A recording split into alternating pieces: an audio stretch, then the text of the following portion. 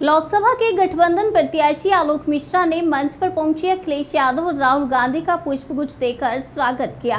विधायक अमिताभ वाजपेयी ने दहाड़ लगाई। उन्होंने मोदी सरकार को जुमले की सरकार बताते हुए कहा कि 13 मई को आलोक मिश्रा के पक्ष में भारी मतदान करना है। मंच से जब उन्होंने पूछा कि मोहर हमारी कहां लगेगी, तो जनता ने जोरदार आवाज के साथ बताया कि पंजे वाले खाने में। मौजूद भीड़ ने पूरे उत्साह से आवाज मिलाते हुए राहुल गांधी जिंदाबाद, अखिलेश यादव जिंदाबाद के नारे लगाए। इसके बाद अखिलेश यादव ने अपने संबोधन की शुरुआत इंडिया गठबंधन के प्रत्याशी के नाम लेकर जीत की अग्रिम शुभकामनाएं देते हुए वहां पर आई हुई जनता का आभार प्रकट किया। उन्होंने कहा कि इंडिया गठबंधन के दोनों प्रत्याशी जीतने जा रहे हैं और दोनों को भारी बहुमत से जीत मिलेगी। गवर्नमेंट कॉलेज के मैदान में आज इस भीड़ को देखकर सब यही कह रहे हैं कि सरकार बदलने वाली है। चौथा चरण भाजपा का बैलेंस खत्म कर देगा। अब सिर्फ 4 कदम दूर जीत दिखाई दे रही है। डबल इंजन की सरकार की होर्डिंग से एक इंजन गायब है और चुनाव के नतीजे आने के बाद दूसरे की तस्वीर भी गायब हो जाएगी। भाजपा ने हमारे लोगों को जबरन वैक्सीन लगवाई, वह हमारे लोगों की जान के पीछे पड़े हैं। नौकरी निकलती बाद में है, पेपर लीक पहले हो जाते हैं। अग्निवीर वाली व्यवस्था खत्म करने का काम हम करेंगे। कानपुर में इतना काम लाएंगे कि कानपुर को कानपुर के नाम से जाना जाएगा। इसके बाद राहुल गांधी ने अपने संबोधन में कहा, इंडिया गठबंधन मोदी से लड़ रहा है। मेरी पैदल यात्रा से ही कांग्रेस का मैनिफेस्टो तैयार हुआ है। कहा कि उत्तर प्रदेश में गठबंधन 50 से अधिक सीट जीत रही है। मंच से अडानी का नाम लेते हुए कहा कि मीडिया के साथ भी भाजपा ने धोखा किया है, उन्हें डरा कर रखा है। कानपुर मैनचेस्टर था, इसलिए मैं दावा करता हूं कि मेड इन कानपुर के सामने मेड इन चाइना नहीं चल सकता। मेड इन इंडिया को नरेंद्र मोदी ने खत्म कर दिया। जीएसटी से व्यापार चौपट हो गया, फायदा सिर्फ अडानी के लिए। अडानी का 16 लाख करोड़ का कर्जा माफ हुआ है। आपका कितना रुपया माफ हुआ?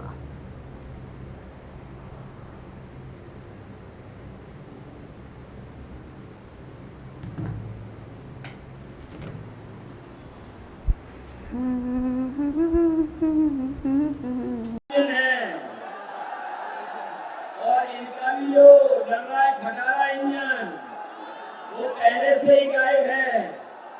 और जब वोट पड़ेगा तो जो अकेला इंजन दिखाई दे रहा है होर्डिंग पर, वो भी गायब हो जाएगा, वो भी दिखाई नहीं देगा। झगड़ा हुआ है, कुछ लोगों के हो सकता है बंटवारे में, एक दूसरे के बंटवारे में सही बंटवारा न हुआ हो, इसीलिए नाराजगी दिखाई दे रही है। और अपने लोगों को ही बुरा भला कहने लगे हैं। जो लोग अपने लोगों को ही बुरा भला कहने लगे होंगे, तो सोचो जब 7 चरणों का चुनाव खत्म होगा तो परिणाम क्या होगा। और वो जानते हैं कि जनता का गुस्सा 7वें आसमान पर है, 7वें चरण पर इनका सफाया होना तय है। ये नौजवान जो परीक्षा देने गए होंगे वो जानते होंगे, ये परीक्षा दी, घर लौटे, कौन का पेपर लीक हो गया। बताओ, पेपर लीक हुए कि नहीं हुए? ये कैसी सरकार है जो अपना लीकेज नहीं रोक पा रही है। और ये जो अग्निवीर वाली नौकरी, यहाँ तो बहुत बड़ा कैंटोनमेंट है। और हम ये जानते हैं आंकड़ों में उत्तर प्रदेश से ज्यादा फौज में भर्ती के लिए कोई नहीं जाता था। इन्होंने फौज की भर्ती को कम कर दिया, न केवल कम कर दिया बल्कि अग्निवीर नौकरी भी 4 साल की कर दी। हम नौजवानों का भरोसा लेके जा रहे हैं। इंडिया गठबंधन के लोग ये 4 साल की अग्निवीर नौकरी को स्वीकार नहीं कर सकते। सरकार बढ़ेगी तो अग्निवीर वाली व्यवस्था हमेशा हमेशा के लिए खत्म हो जाएगी। जहाँ के उद्योगपतियों ने, उद्योग चलाने वालों ने, कारोबार करने वालों ने अपनी मेहनत से, अपनी काबिलियत से एक कानपुर की पहचान बनाई। जो सरकार को मदद करनी चाहिए वो सरकार ने मदद नहीं की। चाहे वो एमएसपी हो, चाहे बड़े उद्योग कारखाने हो, उनके साथ भेदभाव करने का काम भारतीय जनता पार्टी की सरकार ने किया। एक समय था यहाँ पर मिलें चला करती थी, मिलें चल करके न जाने कितने लोगों का रोजगार और नौकरी और घर चलता था, लेकिन इस सरकार ने कोई कदम नहीं उठाया। न केवल मिलों को भी नहीं शुरू किया, सुनने में आ रहा है कि ये लोग लेबर कॉलोनियों को भी हड़पना चाहते हैं।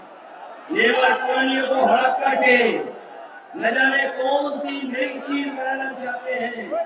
हम समाजवादी लोग कभी इन बातों को स्वीकार नहीं कर सकते हैं। एक कानपुर के लोग जानते होंगे, आज जो बिजली आ रही है वो समाजवादियों की देन है।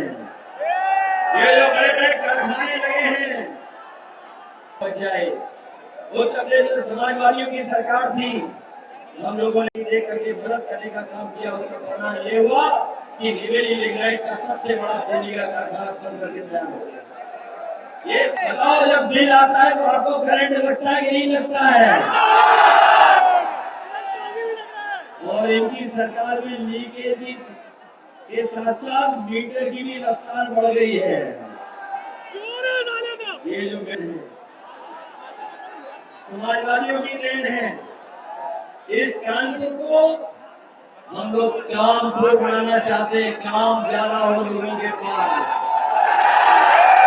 कानपुर कानपुर का तो अपना पहचान है ही है, लेकिन यहाँ के लोगों को काम मिले, कामपुर बन जाए, उस दिशा में हम लोग काम करेंगे।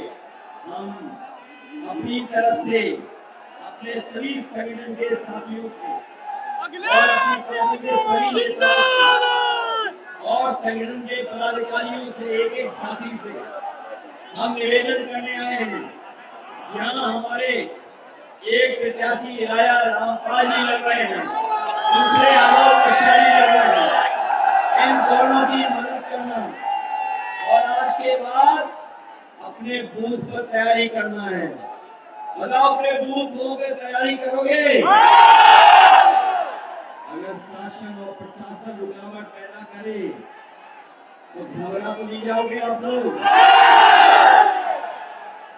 ये कानपुर वाले हैं, इन्हें सब रास्ता पता है बूथ पर कैसे जाया जाता है। बूथ पर पहुंचोगे अपना वोट डालने?